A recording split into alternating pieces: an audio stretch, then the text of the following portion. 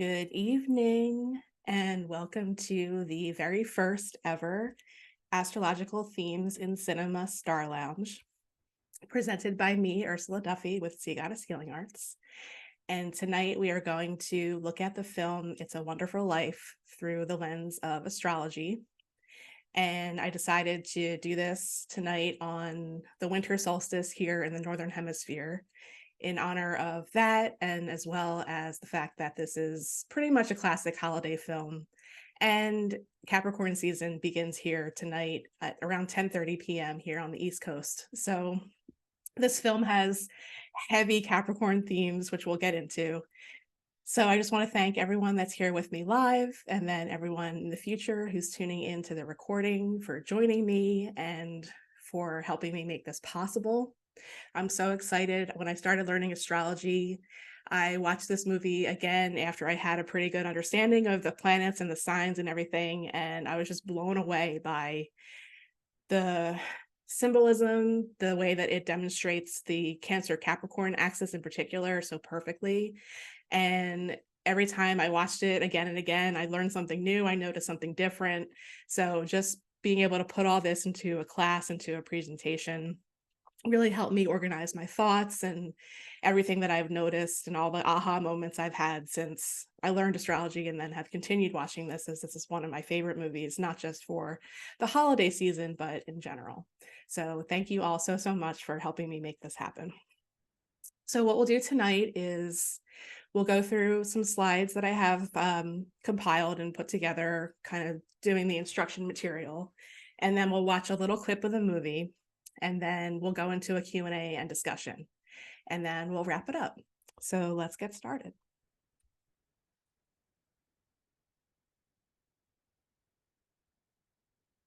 So I wanted to give a little bit of background on the film itself.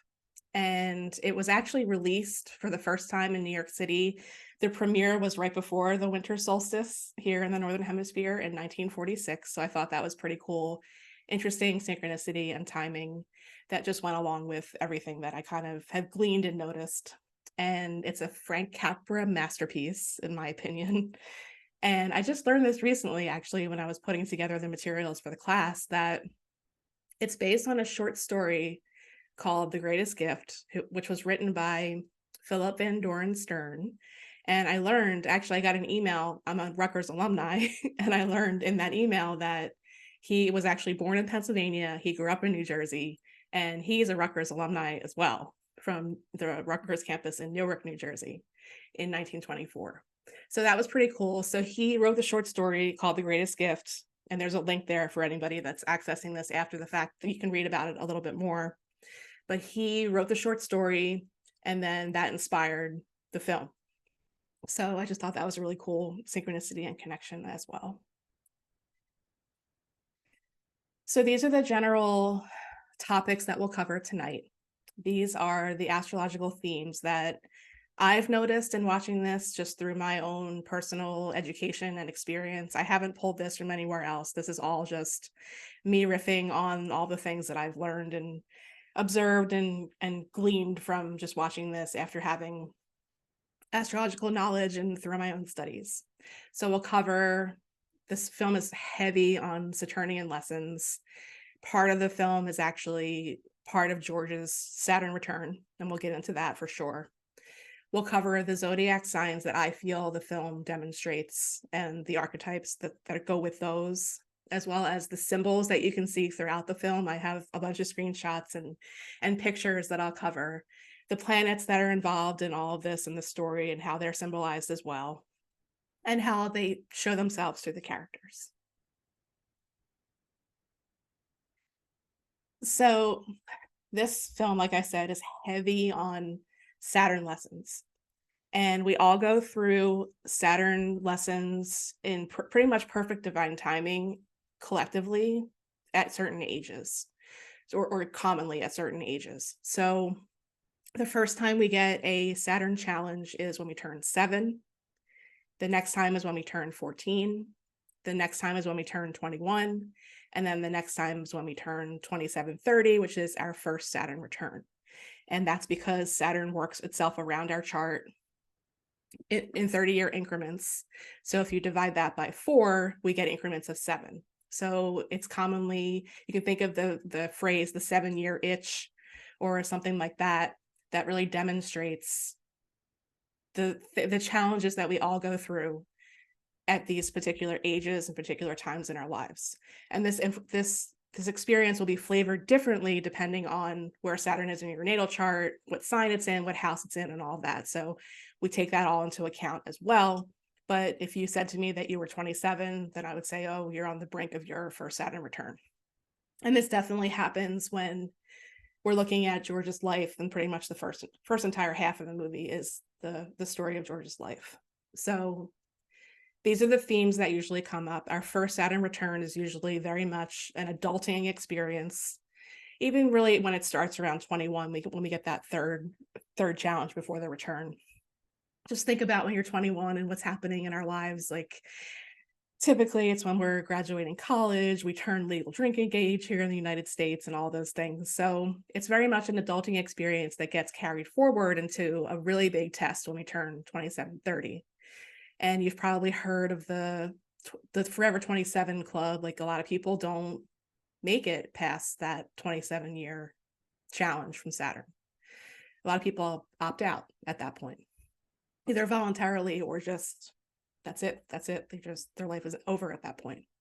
So some of the common overarching themes usually for everybody are, regardless of where your Saturn is, just taking responsibility for yourself, really owning up to what you came here to do on a soul level. Karma usually comes into play in a big way. Saturn is a planet that relates to restriction, and I always relate Saturnian lessons to like getting called into the principal's office. So you really have to own up, you have to face what you did. If you did something, take responsibility for your actions. Saturn can also relate very much to our father and our patrilineal line and our families. So there's that element that comes into play as well, usually, sometimes more so for others. And we'll get into that with George's story as well.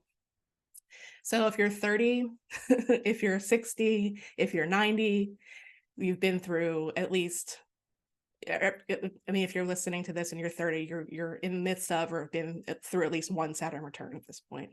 So that comes back around at 60, that comes back around at 90. And then if you live past that, then you can experience a fourth. But we all know that that's generally not the case anymore with the human lifespan. So we'll get into it. We'll get into the thick of it for sure.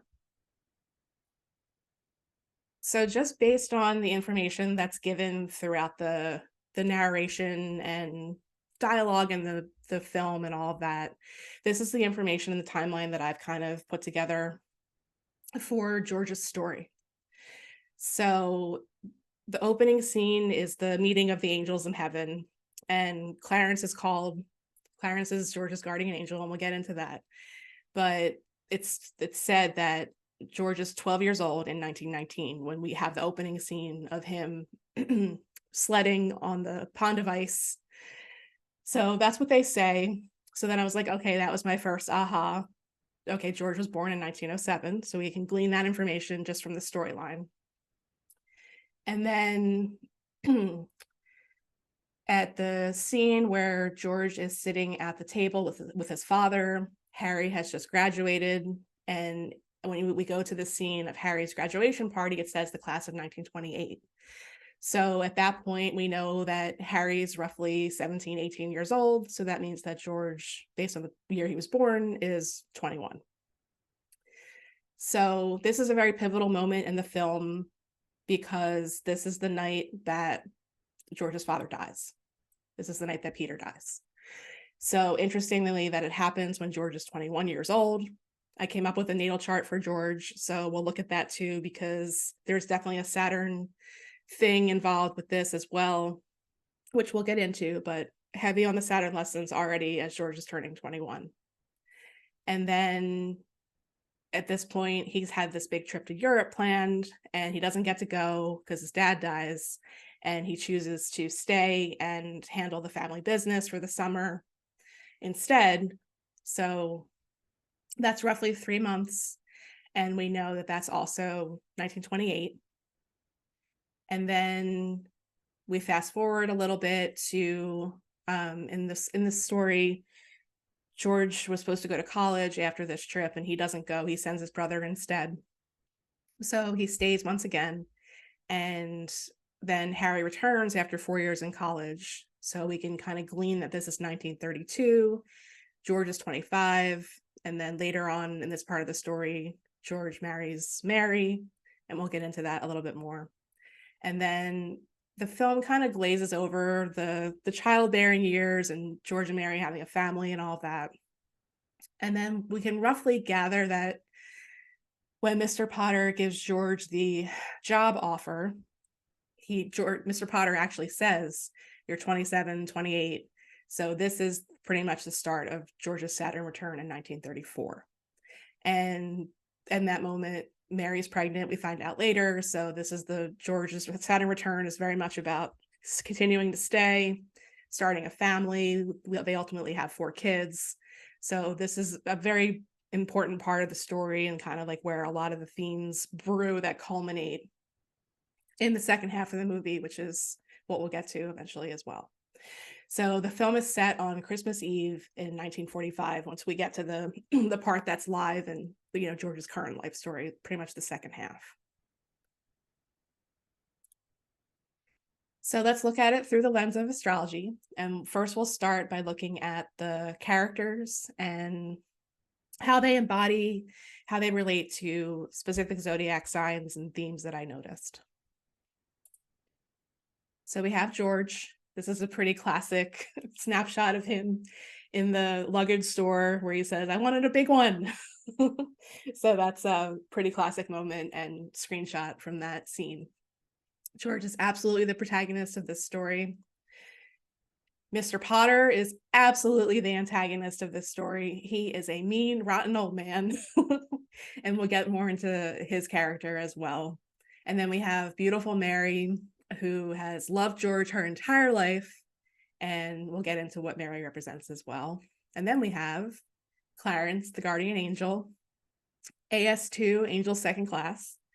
And I kind of feel like the Bailey family in general is also a big, kind of like a character in the story too. Like I think that settings and places and other things can kind of take on the form of a character as well.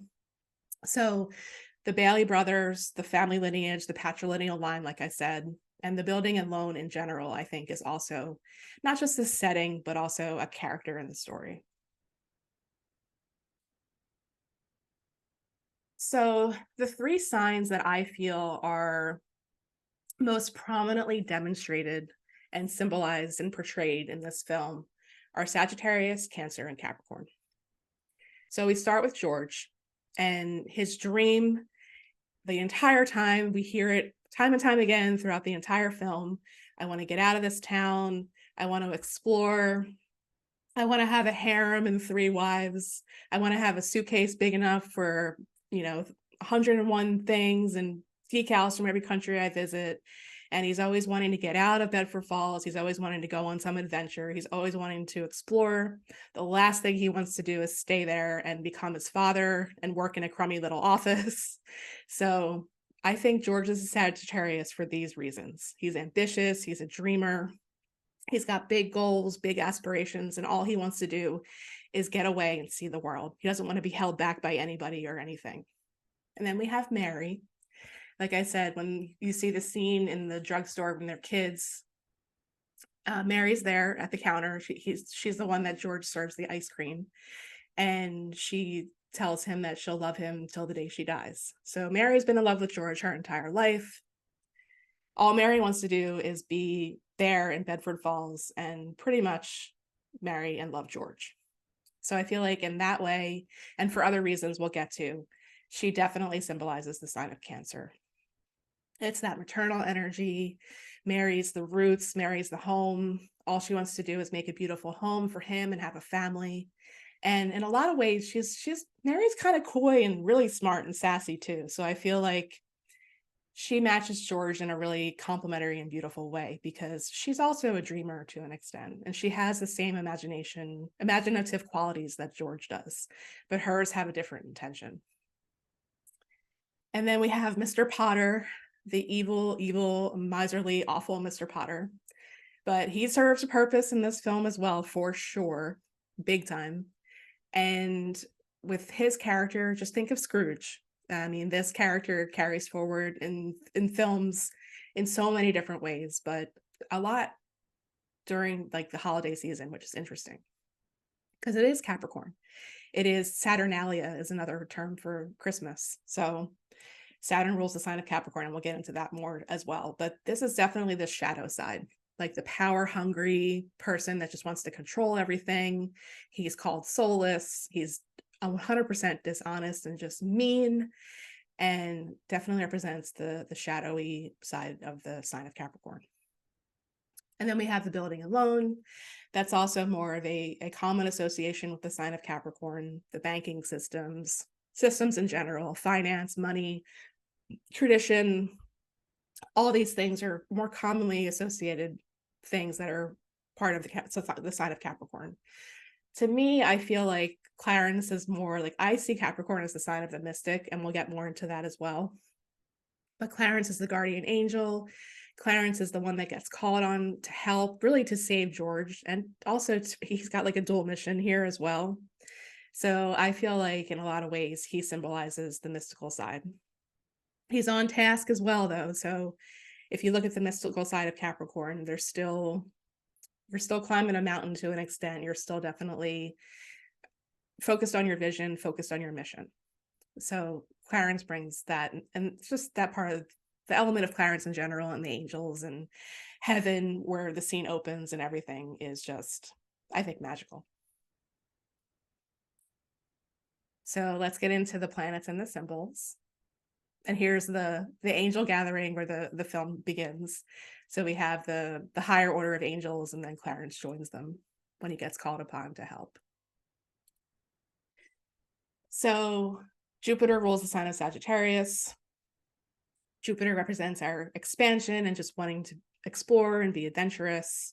And from a young age, George, all he wants is to win $1 million and to have $1 million and to go see the world, like I said. So he's a big dreamer. He wants to do something big and important. He says this a lot throughout the film. He wants to get out of the crummy town of Bedford Falls. He wants to build things big. Like, George is a big dreamer. But he's also extremely benevolent. And he's also a humanitarian.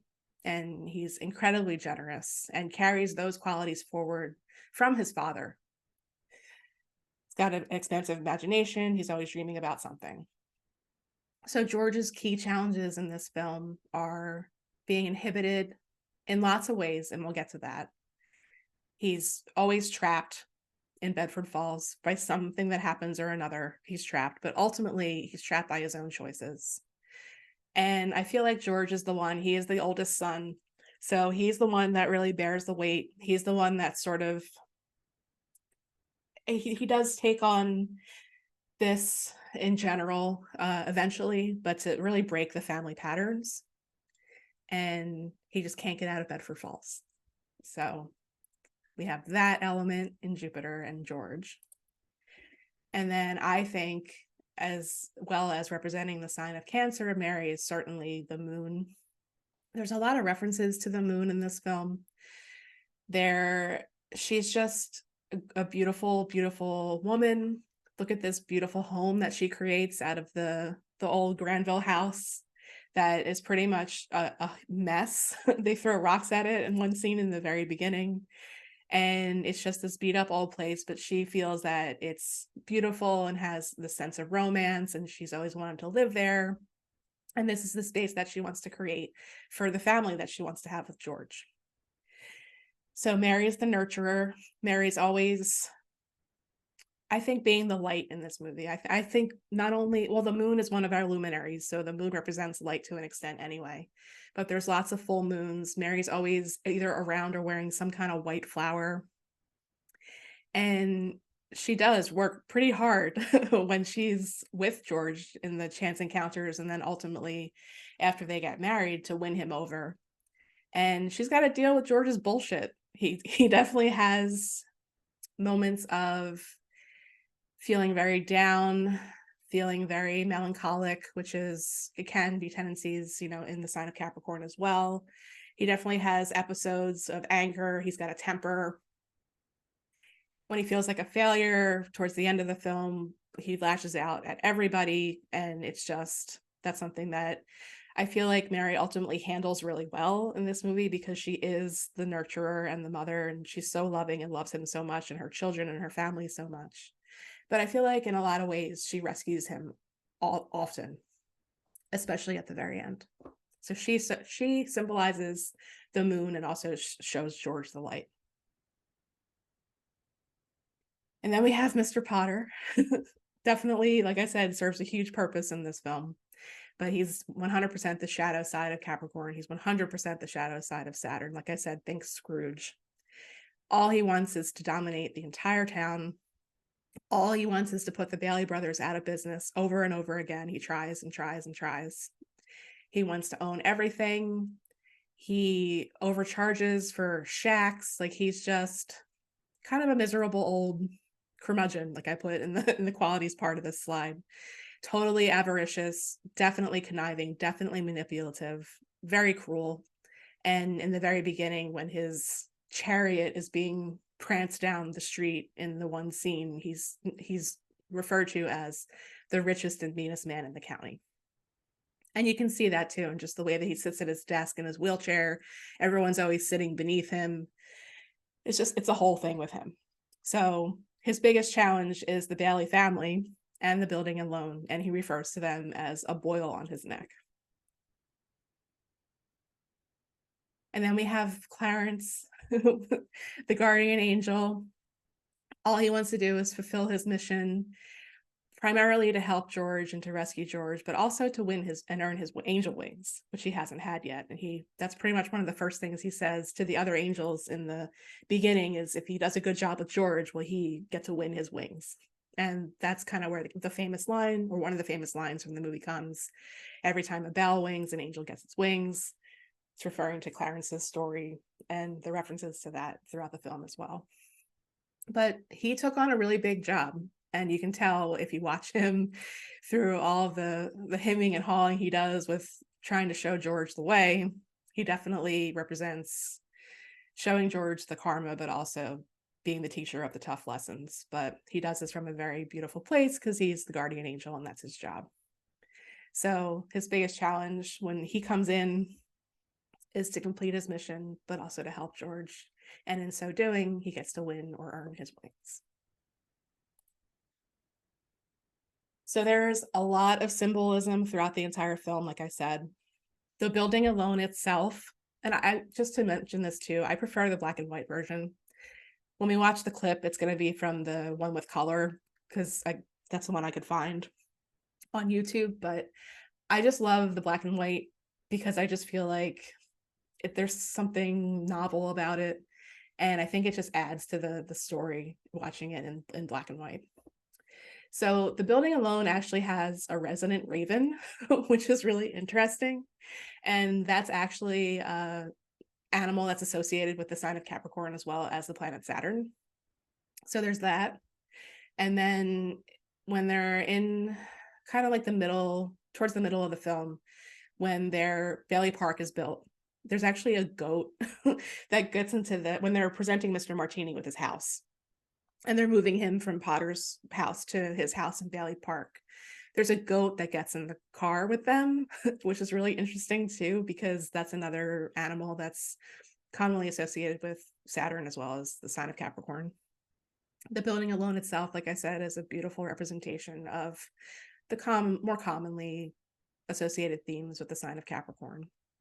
And then this is a business that's been passed down from George's father, Peter, and his brother Billy, then to George, and George's hope is his brother, but that doesn't quite happen. But the patrilineal line is definitely here. And the film is set on Christmas Eve, which we know is in Capricorn season.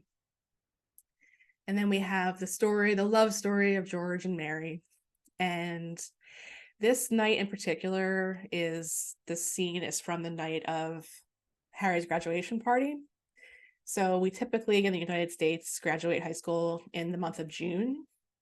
So my best guess is that this is during Gemini season, and this is a Sagittarius full moon, which I feel like really pulls in those subtle Sagittarius themes in George, but also very much you see all the white flowers. Mary's in a white robe. It's just everything white, the white flowers throughout the film, pretty much, especially whenever there's a scene with Mary. It really symbolizes the moon and the sign of Cancer. And then we have the theme song, the Buffalo Gal song. They talk about dancing in the light of the moon. There's a lot of water involved with the rain, but also in the opening scene with the ice and the puddle, and also with the bridge scene when George dives in to save Clarence. There's just a lot of water kind of undercurrents going on with this film as well. And then just that whole beautiful part where he talks about Mary embodying the moon and he lassos it for her and that's his gift. Like there's just a lot of subtle themes with that and symbols with that as well. So then we have the additional symbols with the mystical side of Capricorn. So the movie really opens up with snapshots of the places where everybody's praying for George. So the whole thing is about divine intervention. Clarence incarnates because he has to be present in the George's life to really help him. There's only so much he can do from heaven. There's so much karma involved with this that I think is George's karma, but also kind of everyone's karma, but also generational karma that gets pulled in. And then we have the bridge between heaven and earth, which is represented by Clarence and the angels.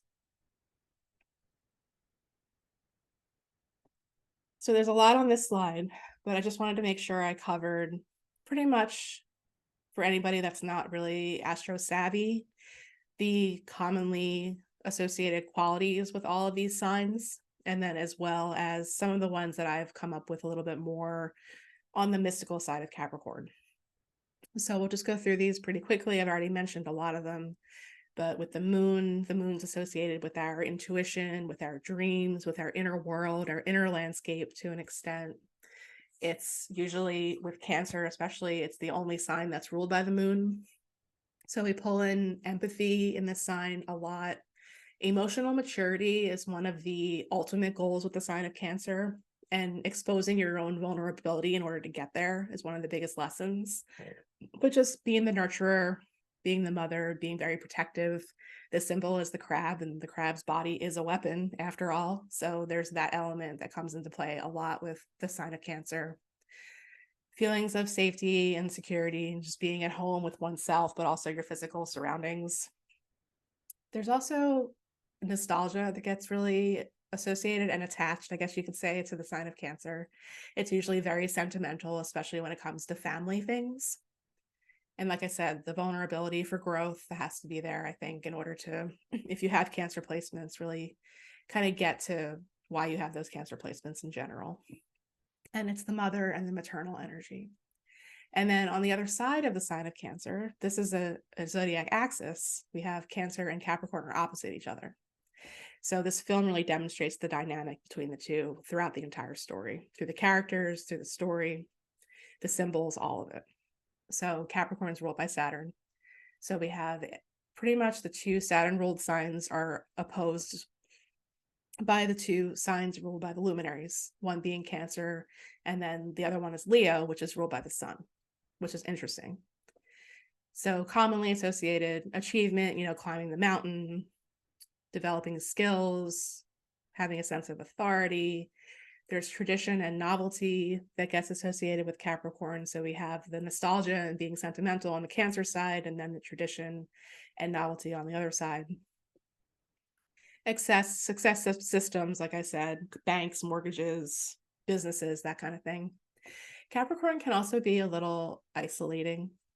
Think of the goat on the top of the mountain, and when it gets up there, it's achieved so much and done all this stuff and was so practical about getting there and all the things and cautious, but it can be a little lonely at the top of that mountain.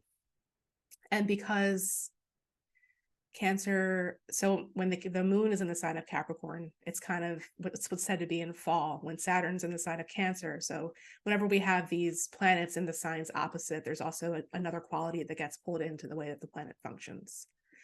And then, like I said, Capricorn represents the father, the paternal energy. And then we get to the mystic. The symbol for Capricorn is not just the goat, it's actually a sea goat, which doesn't exist in nature at all. It's a completely mystical creature. And it very much represents, I think, the higher vibration of the sign. And that is, we have to dive into the depths of our own psyche in order to connect kind of who we are on a very subconscious and unconscious level and bring that into what we're doing here on this earth plane. So it connects water and earth very much. It definitely involves adaptability in order to navigate and kind of jump back and forth between the two, but also to tie those two together.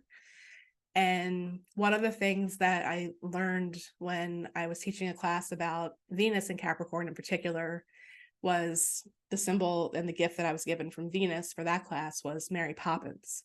So Mary Poppins is a total authority figure. She's a nanny, but she also honors her whimsical side and her witch side. I mean, she is a witch. They say it in the movie. She blows in with the wind. So, but she's a boss. So I feel like that part, those things are really big parts of the sign as well. And just think of it too, like Saturn's the last visible planet to our eyes. So we know that there's so much beyond. So all we can really do without having concrete images or being able to really see them, I know we're given them, but not being able to see it with our own eyes, we only can imagine. So it takes a lot of kind of integration to get beyond the physical, I think. And in doing that, we get to own our own magic, which is a really cool aspect of the sign of Capricorn. So this is how the movie really demonstrates the axis of the two and how those themes are really pulled together. So based on the information that I gleaned and everything I presented so far, I decided it could be fun to come up with a natal chart for George Bailey. So like I said in the beginning, based on it saying in the early part of the film that he's 12 years old in 1919. He's born in 1907. I think he's a Sagittarius. So I made this chart for him just based on some other themes throughout that I've already talked about. But like, we'll do a little kind of hypothetical birth chart reading real quick for George to kind of relate all of these things to how his character is presented in the movie. So like I said, I think he's a Sagittarius. He's an explorer. The way that I work with natal charts always, whether it's for a person, a place, or a thing, is the most important thing is the planet. The next important thing is the house that the planet is in, and then the sign kind of flavors the whole experience. So George being a Sagittarius, George being an explorer and just wanting to get out and do things like that those are the themes of the ninth house of the natal chart. The sun loves to be in the space of the natal chart. So I just made George an Aries rising with the sun up here in this part of the chart.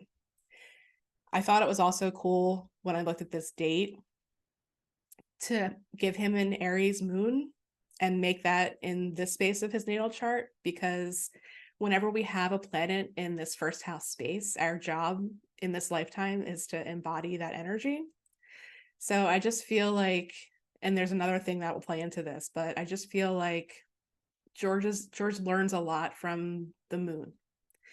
He references the moon a lot. He dreams with the moon. He, eventually, ultimately falls in love and marries Mary, who essentially is the embodiment of the moon. And she teaches him how to do this throughout the entire movie. I also thought that it was cool to have a pretty much exact square between Saturn and George's sun here. I just feel like whenever we have Saturn contacting a planet in our natal chart, in particular with George, a square, it's a challenge. This is a challenge to George's identity. This is a challenge to owning up to the responsibilities and his choices. This is forcing George to really realize who he truly is in a lot of ways. And I just feel like it's kind of cool that we have Saturn in Pisces right now astrologically, and it just so happened that in 1907 Saturn was also in Pisces. So I feel like this square is an important part of George's story. Now, the other thing that I found to be extremely cool is when I looked at the astrology of 1907 in general, the nodes of the moon are in Capricorn and Cancer. So with the nodes of the moon, that's essentially our soul's growth. It's our soul's life story. It's really what we came here to do. With the south node, which is this one horseshoe piece right here, it's very much the energy and information and experiences on a soul level that we incarnate with. This is our comfort zone to an extent. And then on the other side, it's our soul's growth. Always, they're always 180 degrees apart. So on the north node, which is this one right here in this fourth house space, it's in the sign of Cancer, which is interesting. And this is where we grow.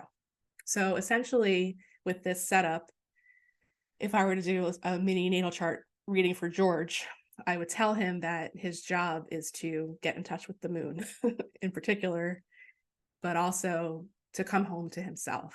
Whenever we have the north node in this fourth house space, the story is usually finding home, planting roots.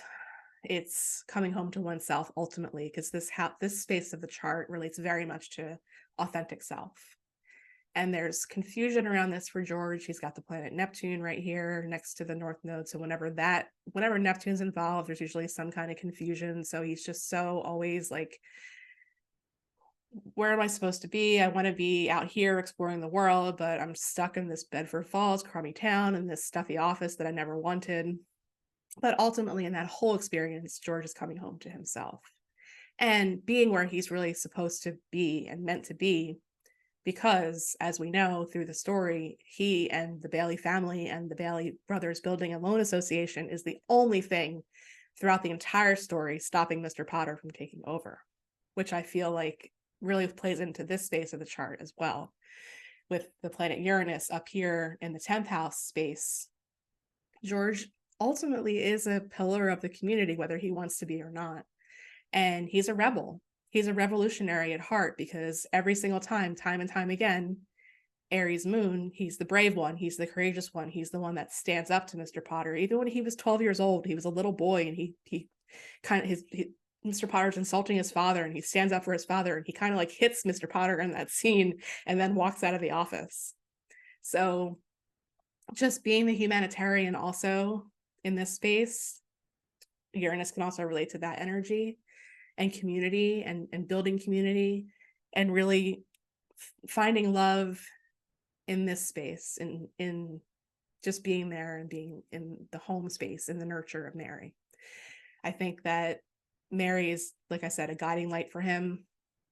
And then with birth charts in particular, with the nodes, I learned and pull this forward into my own work that the ruler of the north node is kind of like the hero of the whole life story. And the moon rules the sign of Cancer, like I said. So the moon is really George's hero of his whole life story. And it's so involved in his journey as well. So that is my hypothetical natal chart for George. And then we look at what happens on the day in 1945 on Christmas Eve of what they call his crucial day or crucial night. We'll get into that as well. But it's interesting because he has, throughout that whole time, that time period leading up to that point, he has Saturn going through his fourth house space. He has Saturn going over his north node. And like I said, when Saturn's in the opposite sign that it rules, when it's in the sign of Cancer, there's an extra element, there's an extra lesson, there's an extra layer to how this functions. So having this whole metaphysical, mystical experience being part of what really helps him to see that he is and always has been exactly where he's supposed to be. With karma involved, Saturn's very much related to karma. Very, very, very interesting. Also, Saturn squaring his moon during this time, so George is forced to really see that he really was doing it all along in the right place. the lesson was always to embody this energy and kind of be the moon and be with Mary and have the family and all of it. So really, really interesting to kind of look at the hypothetical transits for what was happening during that time. Also, just a healing journey, being involved. It's said throughout the entire film that he's always thinking of other people, just like his father did. So that's one of the tendencies of the sign of Libra, is to put other before oneself. So we have all these planets in Libra opposing George's moon. So that always pulls in some kind of challenge or dynamic to how we feel, our feelings of safety and security as a person. And in the seventh house space of the chart, there's always something holding up a mirror. So there's a big mirror for George in this experience on this day, big time. And that's definitely part of George's healing journey as well. So there's other things that I can get into, but I don't want to get too bogged down in the astrology of it. But I just thought those are really cool things and synchronicities, especially with the Cancer Capricorn axis and this being his hypothetical natal chart and having those placements. So I've alluded to this, but let's kind of break down the repeating cycle for George. Like I said, time and time again, there's a chance for him to get out, to get away, and he's always faced with some kind of challenge, whether it's on a more subconscious level or something happens. It's always a crossroads. It's always a difficult decision. It's always stay or go. So the first one comes, and one of the cool things that, if that hypothetical natal chart is correct for George, the night of Harry's graduation, the night that he's 21, the night that his father dies, which is pretty much where he gets forced to not go on his European trip, where he pretty much doesn't go to college. Saturn would have been going over his son. So usually when we have something like that happen, it can involve something with our father. So his father dies on this night. And then we get to the scene after this where the whole board is meeting at the building and loan. It's 3 months later, they say in the movie. And Mr. Potter is there, and he wants to seize this time and this moment to just dissolve the building and loan. And the board kind of says, it's too close to Peter's death to really think about this, but George is there and he does not want to let this happen, but he also really wants to get his taxi and go to college. So he's again at some kind of crossroads, and he gets kind of put in a catch-22 situation. And this is all Mr. Potter's doing and Mr. Potter's design. And the opportunity is to save the building and loan, but George has to be appointed as a secretary and fill his father's position and step into his father's shoes. So George just cannot let Mr. Potter win. There's that Uranus in the 10th house space and that Aries moon and the underdog story, and he won't let that happen. So he chooses to stay, excuse me, and takes the money that was saved for him to go to college and gives it to his brother, and he sends his brother Harry off to college instead. So then we get, and his wish at this point in time is for Harry to come back from college and then take over the building and loan so then George can go to college. The other thing, the underlying part of the story that happens is the money was saved, like I said, for George, and George gives it to Harry. But Harry comes home from college and there's a big surprise. Harry's married. And nobody knew this until they step off the train together. Harry brings his new wife, Ruth, home with him and surprises everyone, George and his Uncle Billy, who met them at the train, with this news. And Ruth's father has offered Harry a job. So George sees his next opportunity to get out of Bedford Falls and to get out of the building and loan disappear, with the decision to let his brother go, essentially, and not take over the building and loan and not take the job offer that is pretty much in alignment with what he went to college for anyway. And George chooses to stay. And then we see George and Mary's wedding day happen in the film. Shortly after, we see Harry come home, and he finally gets another chance to get out, to go see the world. They had this $2,000 and this big dream to go on this honeymoon.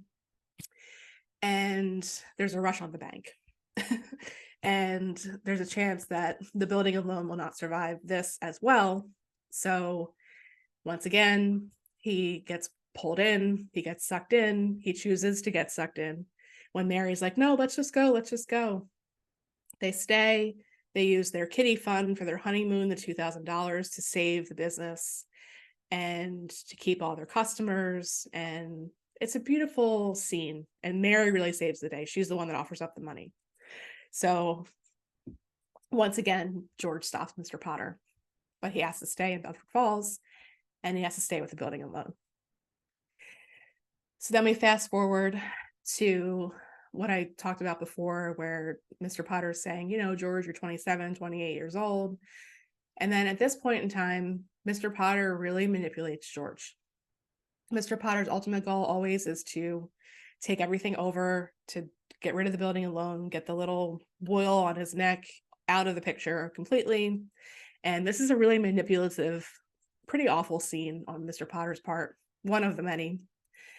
And he calls George and invites him in and offers him a job with a great salary, with opportunities for travel and the biggest house in town and all the things.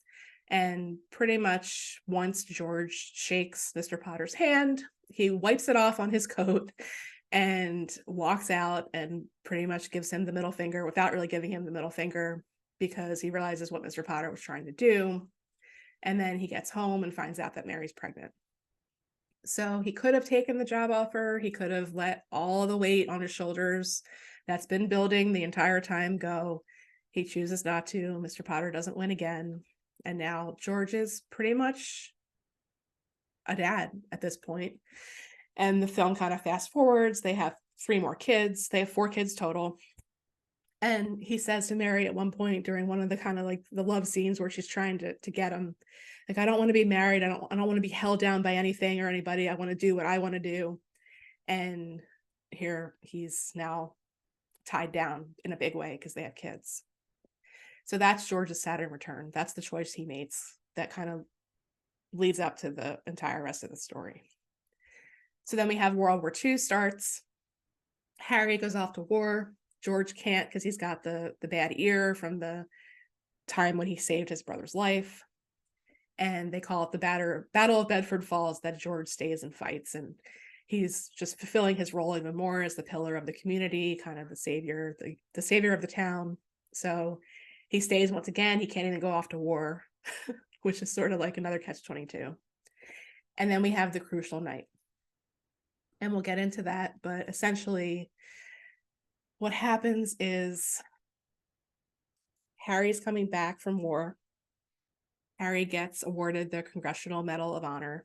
And this is the setting. This is the Christmas Eve on 1945, what the angels refer to as George's crucial night. And it's all over the paper. It's the headline. The town's planning this huge party, this parade for Harry. They're so excited. They're so proud of him as a town. George is so proud as his brother. Billy's so proud as this uncle. And there's an $8,000 deposit that needs to be made. Excuse me. That Uncle Billy, in his excitement, accidentally folds up in the newspaper that he then gives back to Mr. Potter when he's at the bank, preparing the deposit to be made. And we see throughout the film in the character building for Billy, he's forgetful. He's a little bit of a drunk. He's, borderline a little nuts, a little nutty. And this happens. And Mr. Potter has the opportunity to give the money back, and he decides not to. So George finds out about this in the midst of trying to talk to his brother and have the celebration. Billy calls him into his office, tells him what happened. He thinks he lost it. He has no idea that he folded it up in the newspaper. So this entire time, Mr. Potter has the $8,000. And Mr. Potter chooses to be a huge antagonist, fulfilling the role of all the things that kind of culminate after this point. And this is how George's crucial night unfolds. George is beside himself. He feels like a total failure. He knows that what happens, the bank examiner's there, they're going to be short on their accounts payable because the money is lost. And he's so livid with his uncle. He insults him, and then he goes home and he takes it out on his entire family, Mary, his kids, everybody. He pretty much snaps at everybody there in his path. He's pretty much on a war path at this point because he just feels like he's failed, but he's also kind of dwelling on the past and all the times he didn't get to go away and leave. And now it's all here in this moment where he might go to jail for his uncle's mistake. And he gets to a point where he leaves the house. He goes to the bar, he gets drunk. Everyone is praying for him because they just know that he's in this crucial moment. He regrettably, pretty much on his hands and knees, goes begging to Mr. Potter for help. And Mr. Potter, hiding the money, knowing that he's the one that has it, proceeds to accuse George of mishandling funds, accuse George of pretty much embezzlement, and ultimately calls the cops on George and wants to have him arrested. So Mr. Potter sees this as his ultimate chance to put George down and away, dissolve the business, and as his opportunity to finally take over everything. And there's the part of the scene that's the crux of the whole part that happens next is the only thing George has to his name, because the building loan is generally a charity for the town. They don't make any money off of their business. They pretty much just take care of everybody. He has a life insurance policy. And he says that it's worth $15,000. Mr. Potter puts it into perspective in black and white terms that it's really only worth $500 because that's all the equity that George has. And Mr. Potter convinces George that he is worth more dead than alive.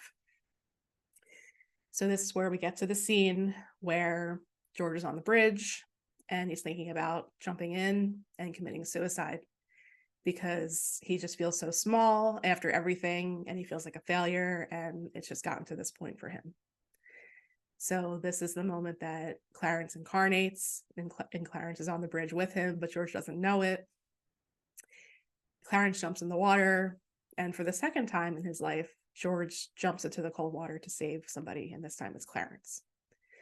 So in these moments that kind of happen after, we know that George wishes that he was never born, and Clarence knows that in this moment that he has to show George what life would be like without him if he were never born. So I have a 7-minute clip that I want to share. I had a longer one planned, but I couldn't play it for some reason through Zoom and through my Prime account, which is where I have the movie saved.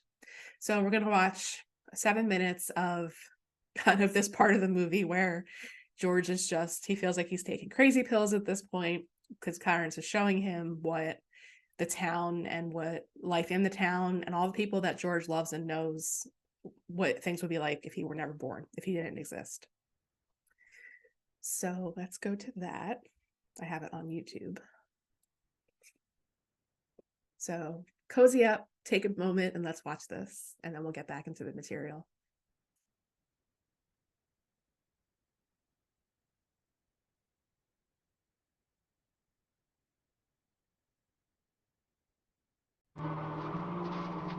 Hope you all can hear that.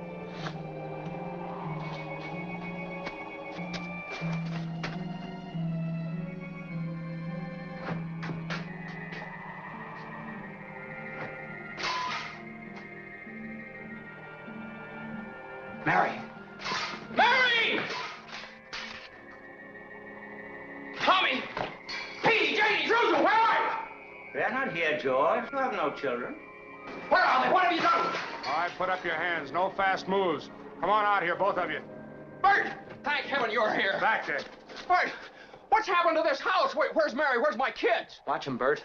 Now, Bert, come on, Ernie, come on. what's the matter with you two guys? Hey, you were here on my wedding night. You both of you stood out there on the porch and sung to us. Don't you remember? I think I better be going. Look, now, why don't you be a good kid and we'll take you into a doctor. Everything's going to be all right. Now, Bert, come now on. listen to it. Ernie, will you take me over to my mother's house? Sure, Bert, listen, it's that fellow there. He says he's an angel. He's trying to hypnotize I hate me. to do this Bert, to you, listen bud, but... to me. Bert! Ow! Run, George! Run, George! Ow! Joseph! Help! Oh, shut up! Help! Oh, Joseph! Joseph!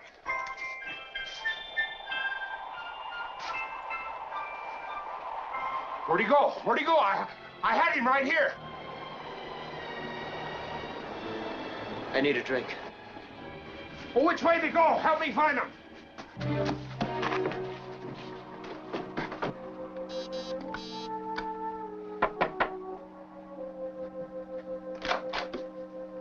Well? Mother. Mother, what do you want? Mother, this is George. I thought sure you'd remember me. George who? If you're looking for a room, there's no vacancy. Listen, please help me. Something terrible's happened to me. I don't know what it is. Something's happened to everybody.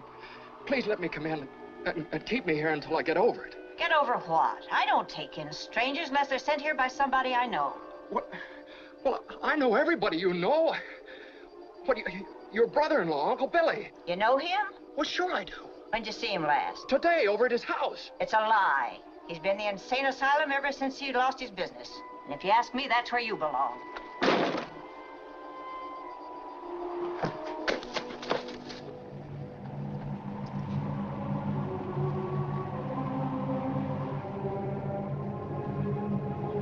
Strange, isn't it?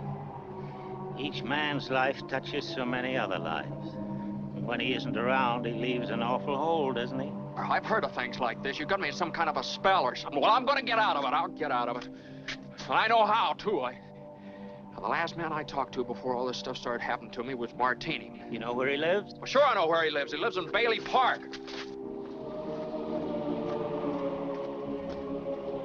Are you sure this is Bailey Park? No, I'm not sure of anything anymore. All I know is this should be Bailey Park. But where are the houses? You weren't here to build them.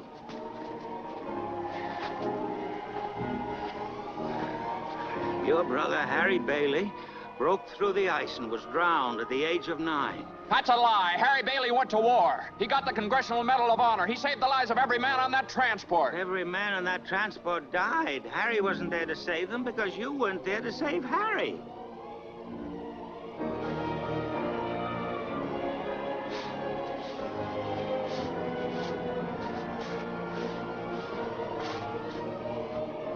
You see, George, you really had a wonderful life.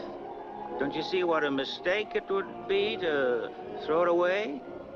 Clarence, Yes, George? where's Mary? Oh, well, I can't... I don't know how you know these things, but tell me, where is she? If you know where she is, tell me where my wife is. I'm not supposed to tell. Please, Clarence, tell me where she is. You're not going to like it, George. Where is she? She's an old maid. She never married. Where is Mary? Where is she? Where is she? She's just about to close up the library.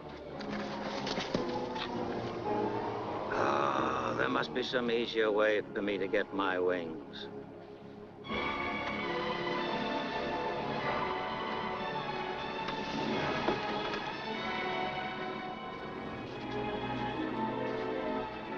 Mary.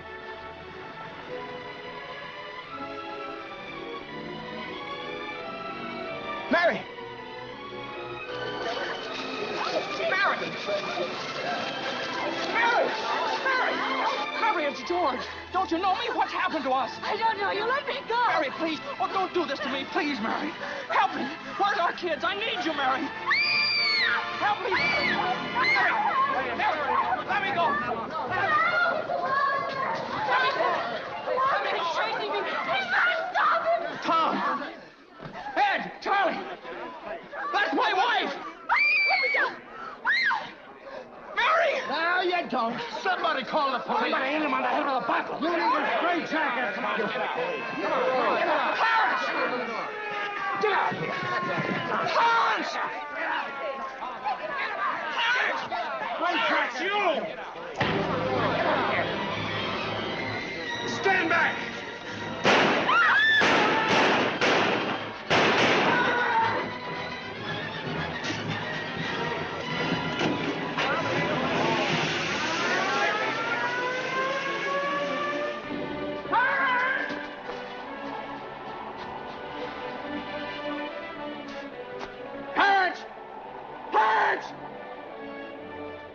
me, Clarence! Get me back! Get me back! I don't care what happens to me! Get me back to my wife and kids! Help me, Clarence, please! Please! I want to live again! I want to live again! I want to live again!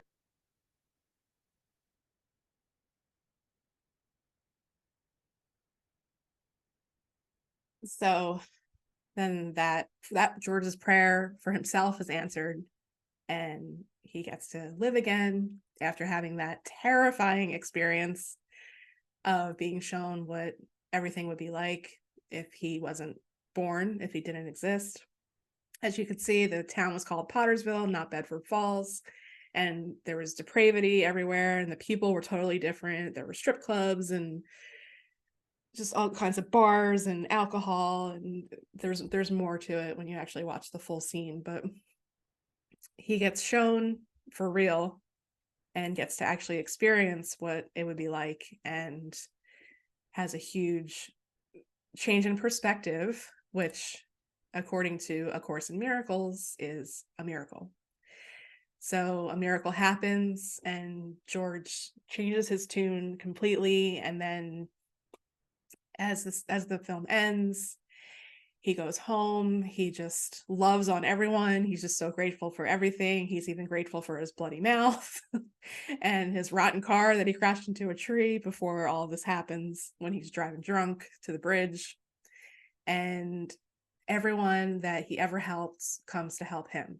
And this is not only because of pretty much the karma, I think, that's involved in this, but also Mary makes a lot of calls after George leaves the house after he had his episode.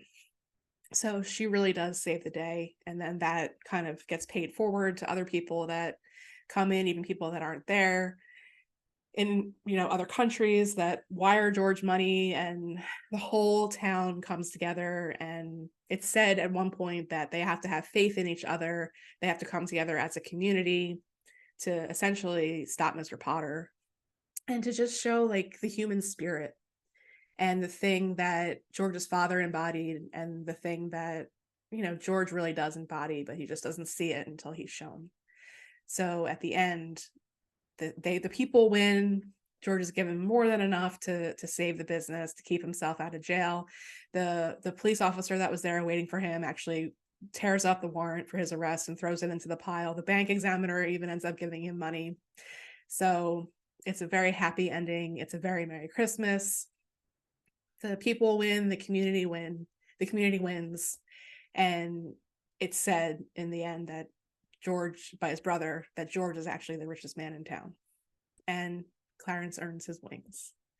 So it's a very happy ending, like I said. And then throughout the part that Clarence is incarnate, he's carrying around the book Tom Sawyer, and that actually gets left on the table. And this is the inscription. When George reads this, I think that it really all hits home for him. And then the bell rings on the Christmas tree, and he knows that for sure that Clarence got his wings. So that is my presentation for this, and I would like to shift into a little discussion and Q&A if you all are up for it, who are here with me live. And we can turn on your video if you want. We can just come off mute and talk about what I presented and anything that you may have noticed or learned through looking at this from the lens of astrology.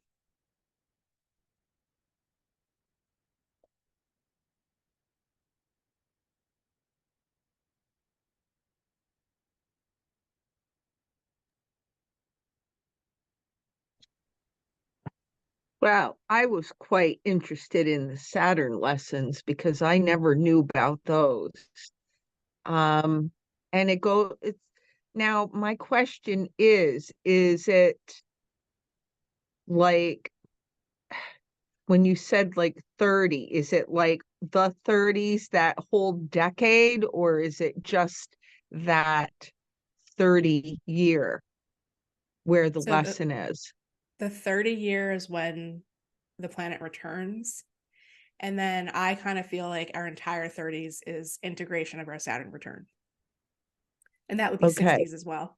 So you have your second one at 60.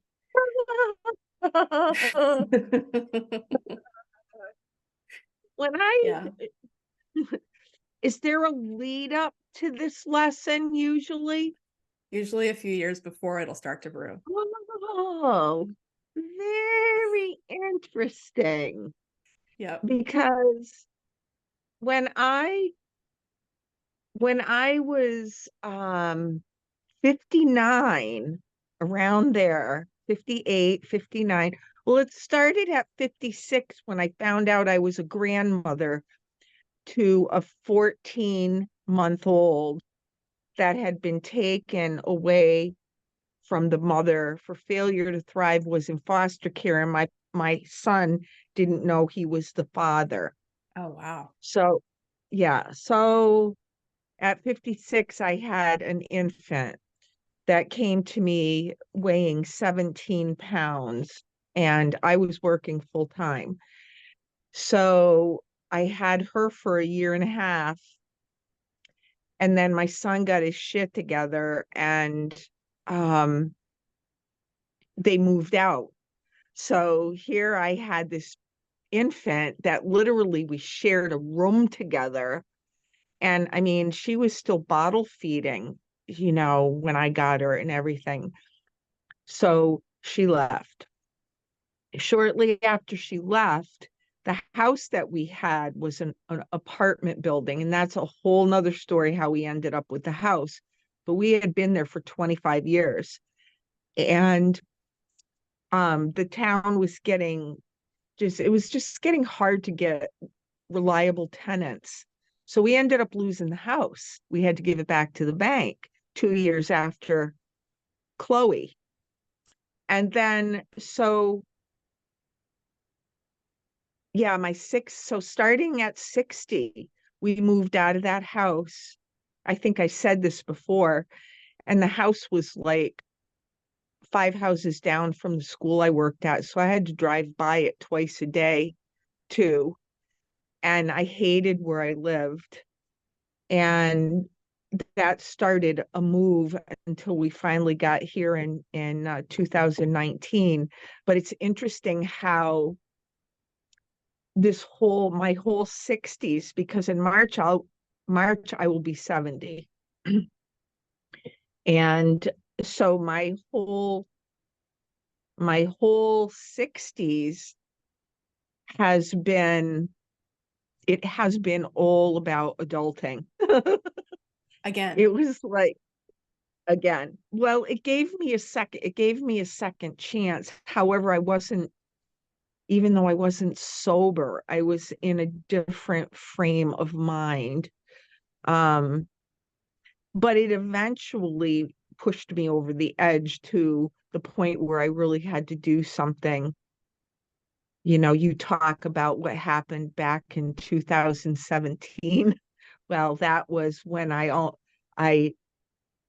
called 911 so I didn't kill myself, and I ended up in the hospital, and that's when I got sober. So yeah, I'm like, wow. And so it's very interesting because now I'm going into the 70s, and I feel like my adulting is over. All my adulting is over, and I don't know how the hell I got here. I'm sliding into my last slice of pie. um, and that, I don't know what that's all about yet. I'm getting glimmers of it, but I think it's a lot of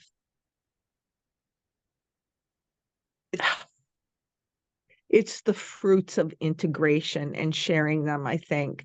I think that our last slice of, I guess I call it my final thesis. This is my final thesis.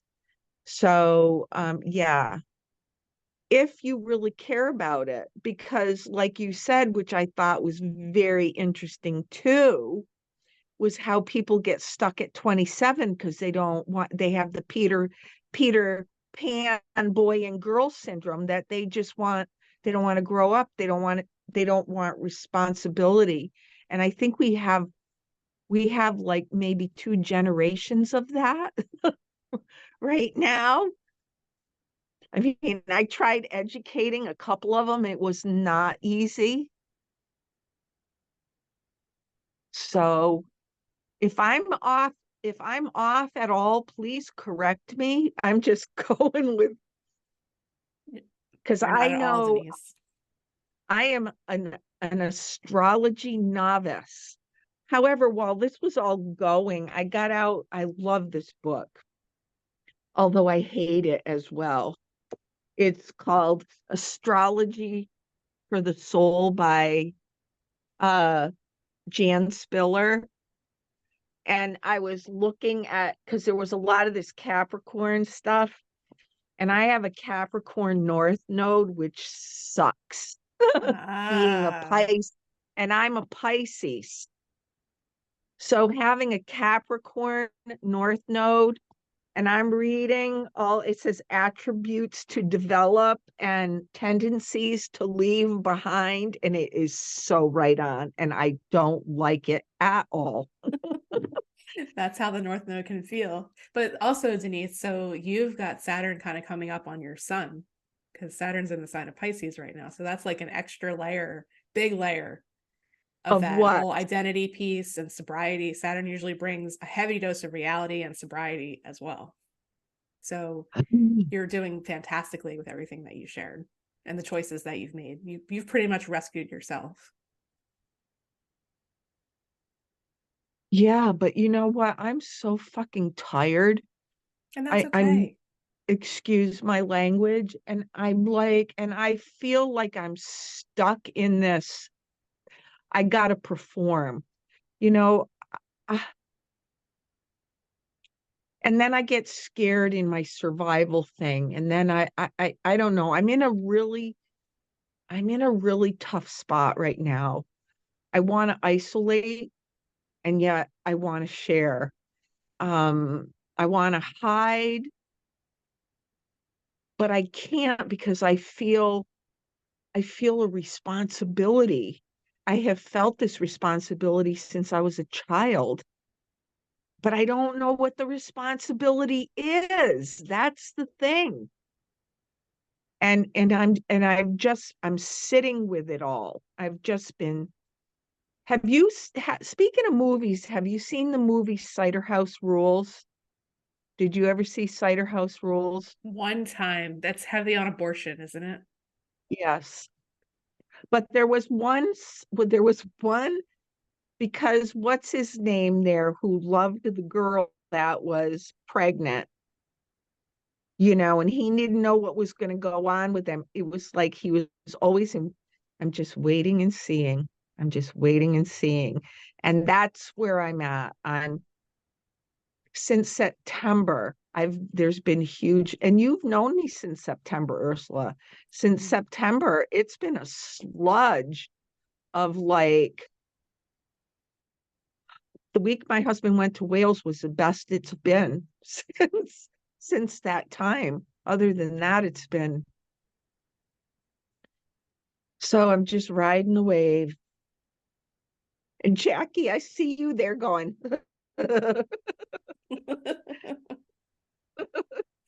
For sure. Oh God. I took extra calcium so I can know when I fall off my surfboard, I don't break my leg. Oh Thank my you for sharing, God. Denise. I think that you were doing beautifully. The whole thing is to Oh, not get to the George Bailey crucial moment.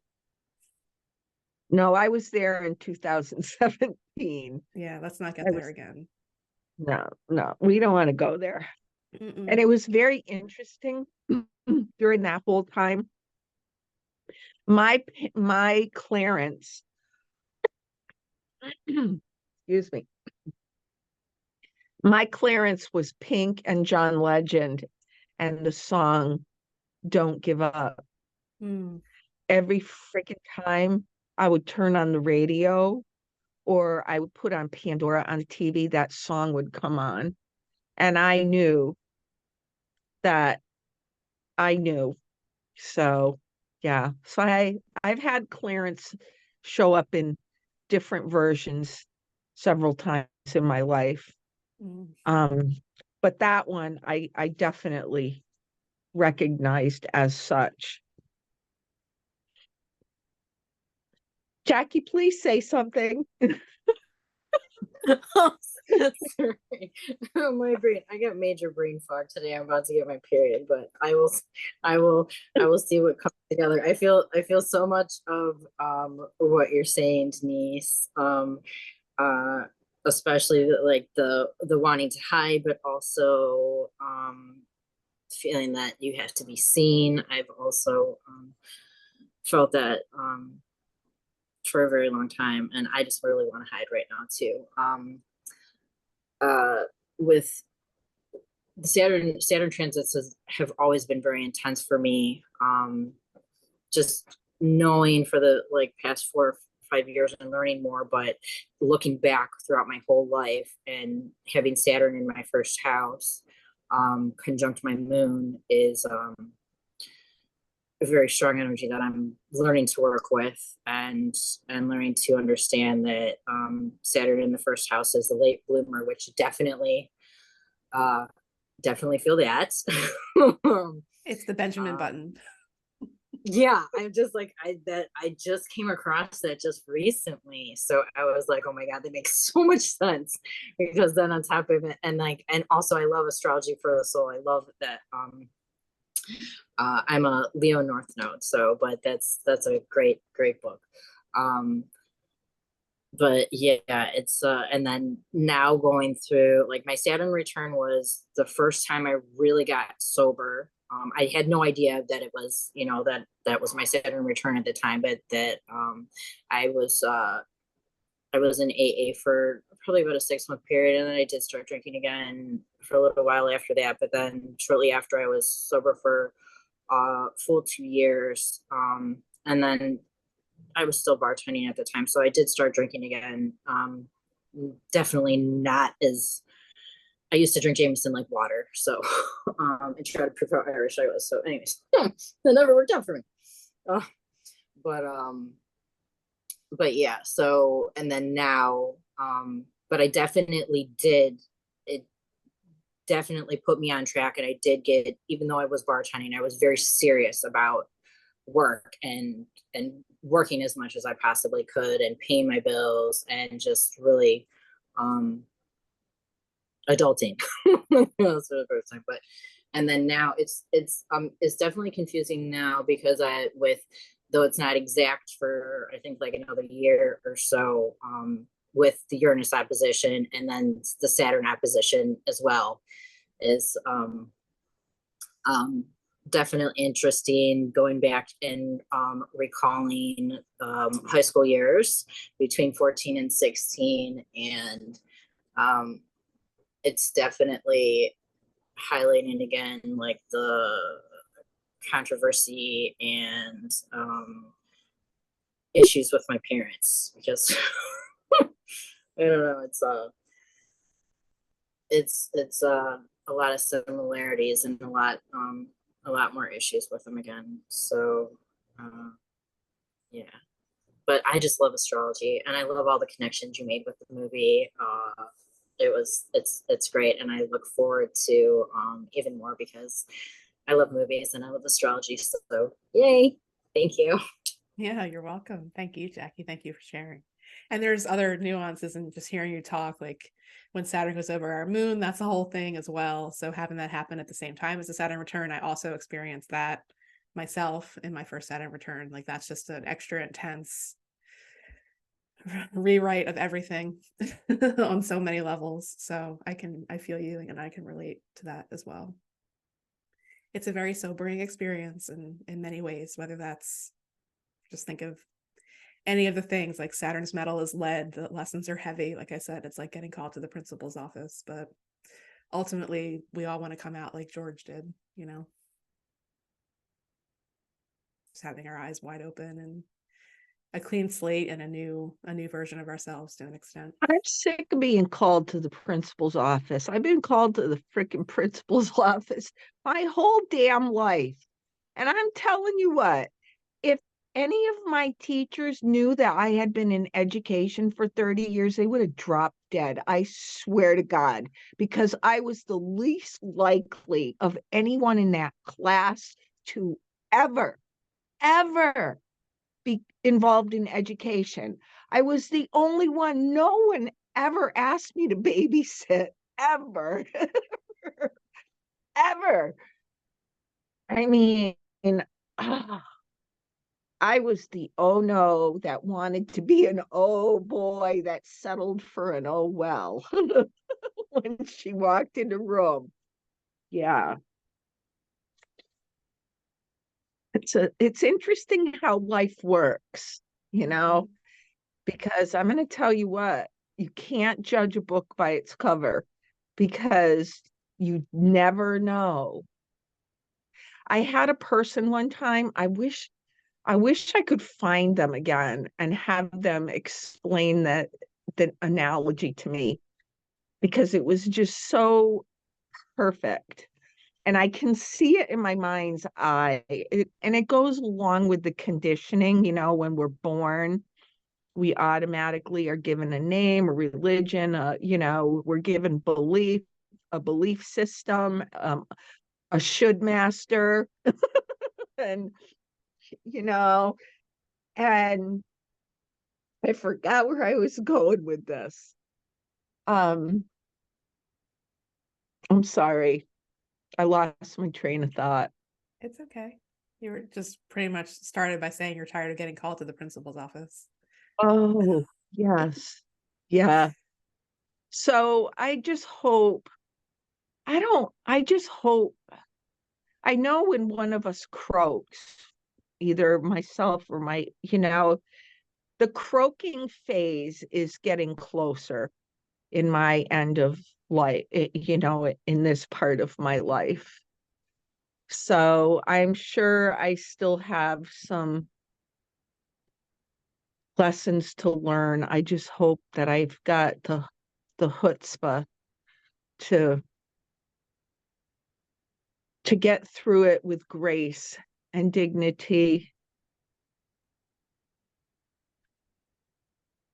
So I think you do, Denise. I have a question on another subject though. Yeah. And it has to do with the Facebook page. When it gets closer to the workshop, can I post a few things, a couple of messages on there? Absolutely. Okay. Because I didn't want to do anything without asking first. Because I kind of want to get people thinking so that when we do have the workshop, that it's more of an exchange. And because I'm pretty much thinking that if people don't have they I would like them to have an idea of their intentions, and even if they write them after the workshop in their own solitude or whatever, that the whole workshop itself will be just more of like a processing and helping with that. So I just kind of wanted to grease the pump a little bit before. Yeah. And then because so people are thinking, you know, and pondering beforehand. Okay, thank you. Absolutely. Yeah, thank you. And I appreciate all the work you did with this because it shows that you took a lot of time to do this with the slides, and I'm sure you had to watch that movie several times to, you know, and replay and go back, and yeah, so I appreciate all the effort you put into this. Thank you. Thank you, Denise. Thank you for noticing that.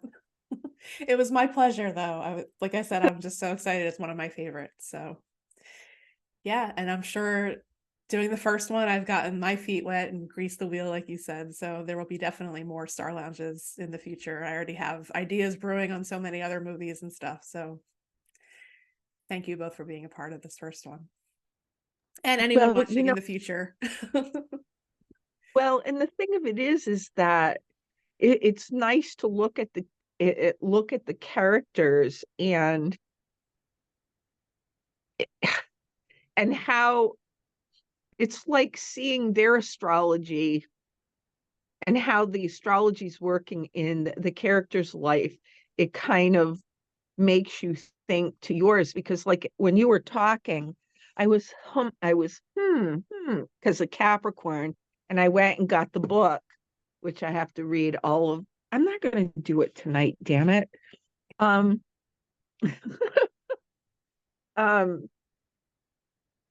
yeah, just get you thinking about things. And that's always a good thing. It's always a good thing. Yeah. Well, thank you both so much. And I think we'll conclude there and just hang on for one moment. I'm going to stop the recording, but I just want to hang on for 1 minute. If I can find the button. Yep, there we go.